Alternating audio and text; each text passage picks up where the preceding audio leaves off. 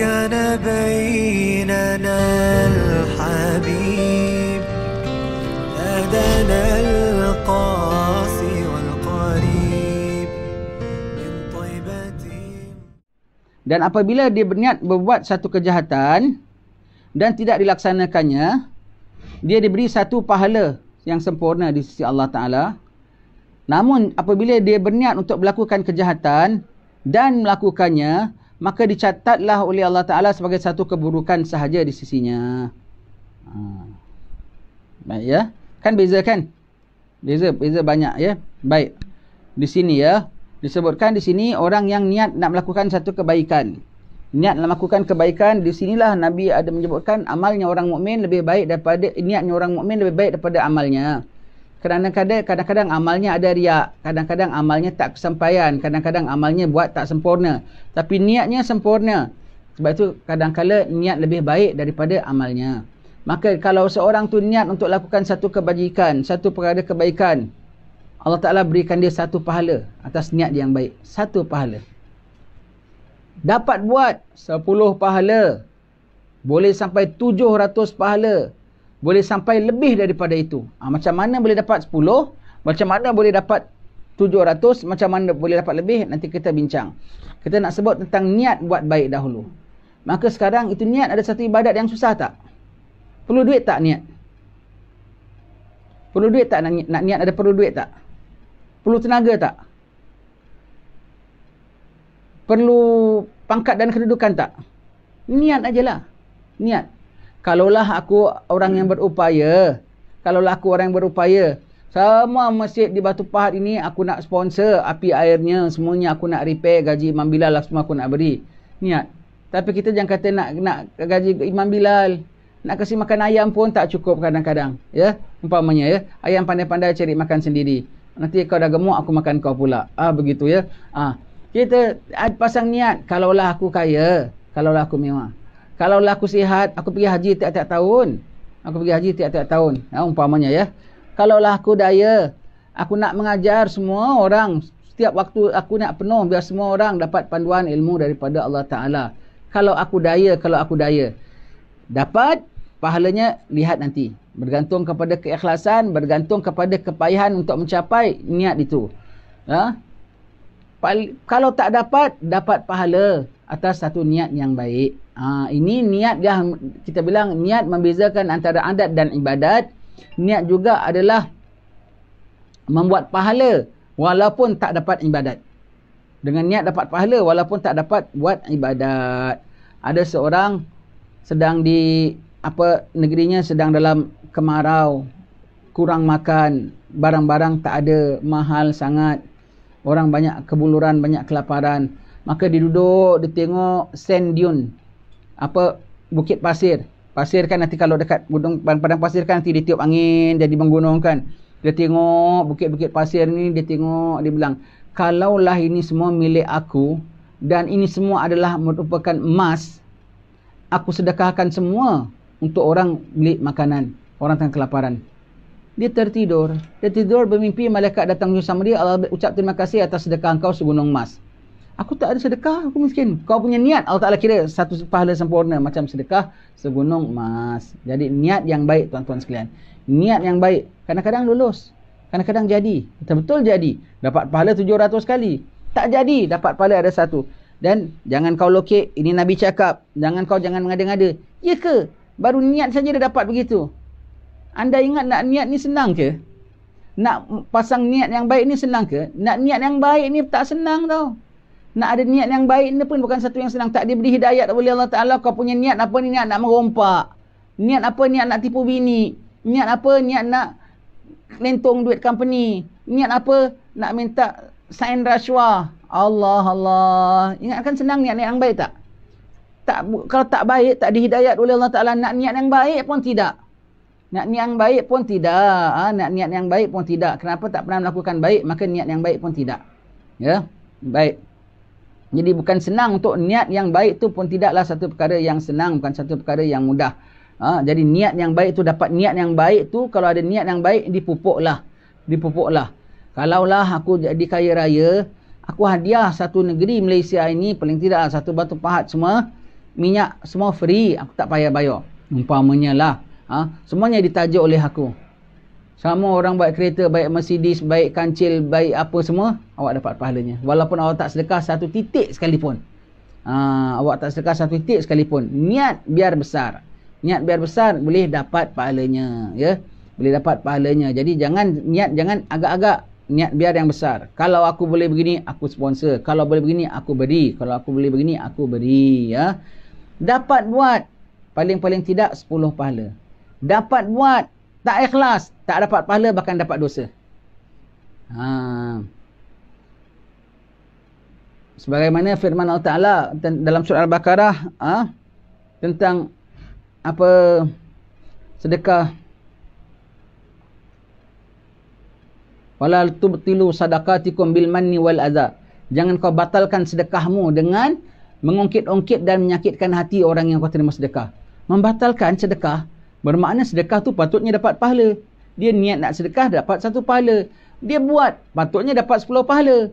Bukan hanya 1 pahala, 10 pahala. Menjadi batal kalau menyakiti orang. 1 menjadi batal, tak dapat pahala, bahkan dapat dosa.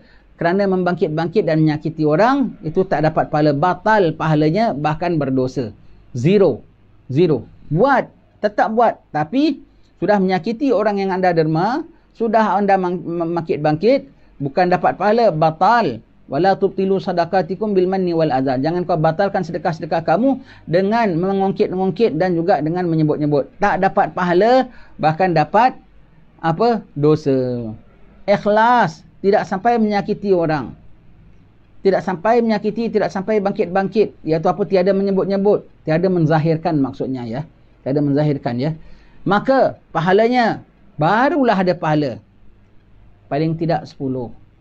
Boleh naik 700. Boleh naik lebih. Macam mana?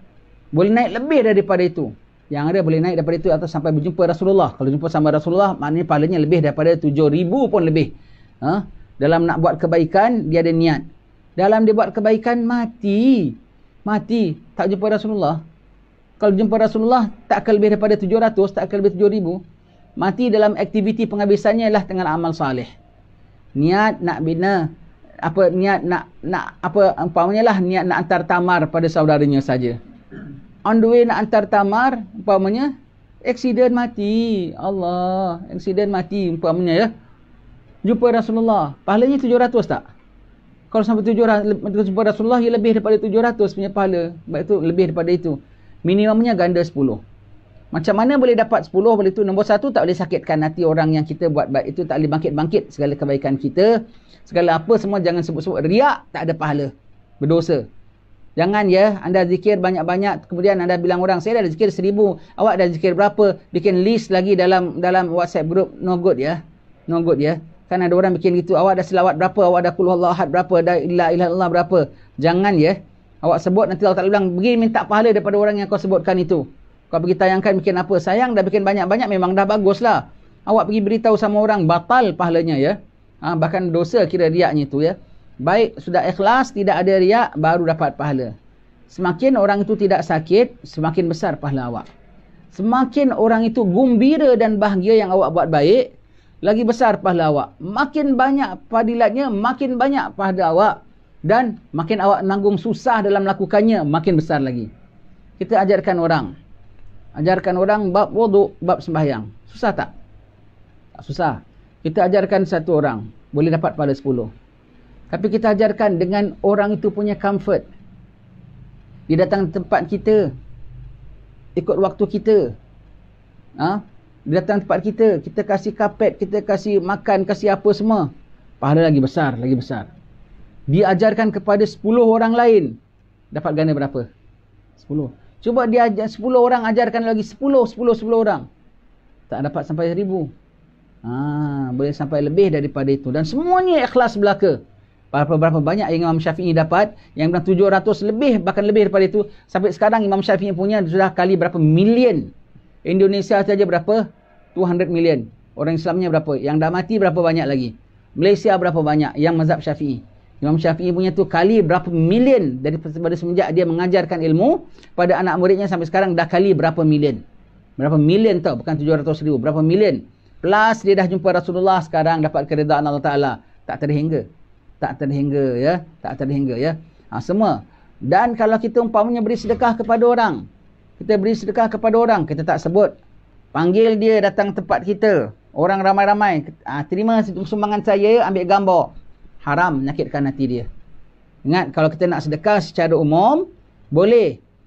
Syarat. Pertama, tidak mengaibkan siapa-siapa. Kalau pada individu, tak boleh secara umum. Sebab itu mengaibkan dia. Boleh sedekah secara umum, syarat pertama bukan kepada individu. Pada madrasah, pada rumah anak yatim, pada badan-badan kebajikan. Itu memang tempat terima derma. Maka tidak aib. Makin suka lagi. Kami dapat derma sekian. Kami minta derma. Kami perlukan sekian. Tak apa.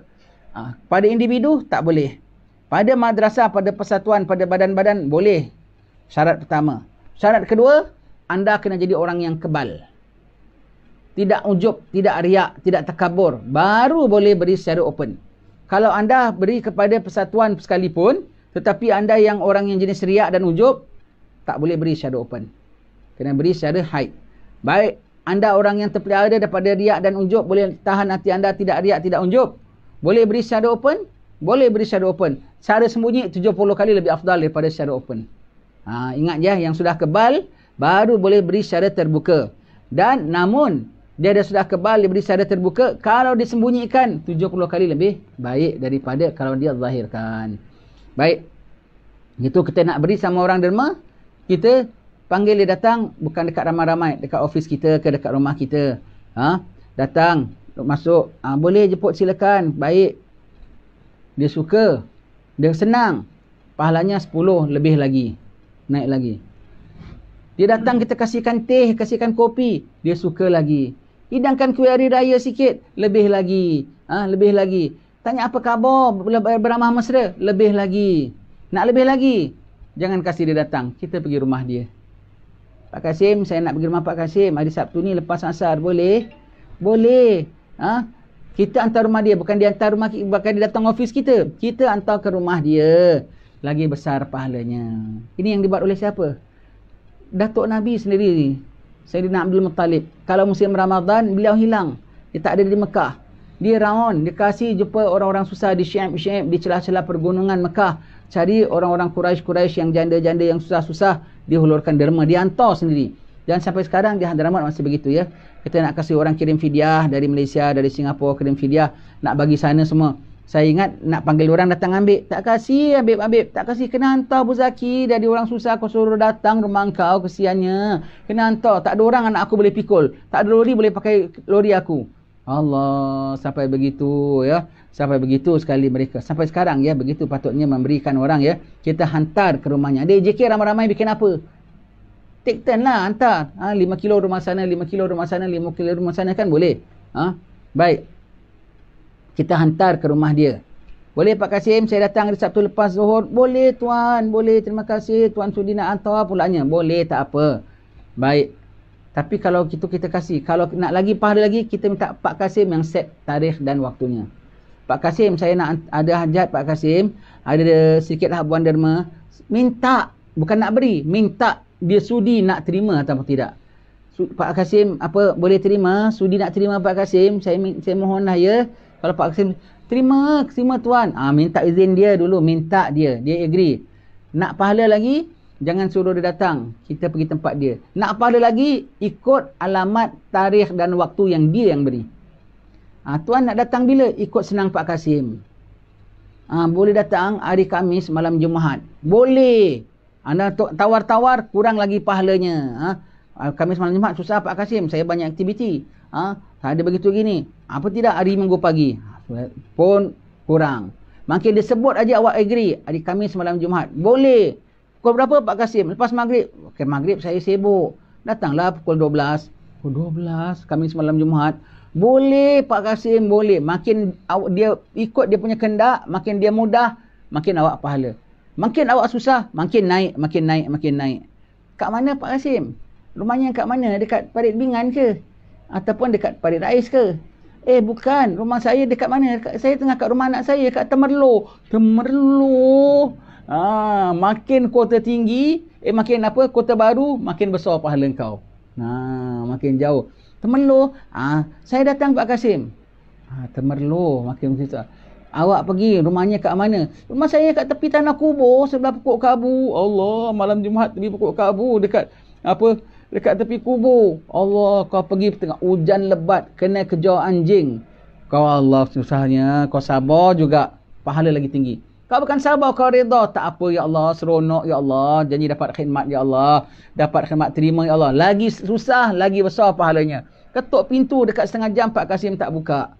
Buka kau kena tengking. Apa ni dah lambat-lambat baru sampai? Ambil aja duit tak pelawar masuk, tak payah pun kau dengan basah kuyup. Kau terima, tak apa Pak Kasim, minta maaf ya mengganggu. Apa mana tu nak kasih mari. Ambil aja sign tulis pun, tutup pintu, tang. Kau gembira, kau balik, lagi besar pahalanya. Kau balik kau demam, lagi besar pahalanya. Allah. Itu sebab itu boleh 10, boleh 700, boleh lebih. Demam, kau meninggal dunia, kau mati, dapat jumpa Rasulullah. Lebih daripada 7,000, lebih daripada 7 juta sekalipun. Begitu ya. Begitu pahalanya. Jadi kalau nak lebih, kita begitu. Biar orang tu selesa-selesanya. Kalau kita terpayah sekalipun, tak apalah. Begitu ya. فدتك روحي يا حبيب محمد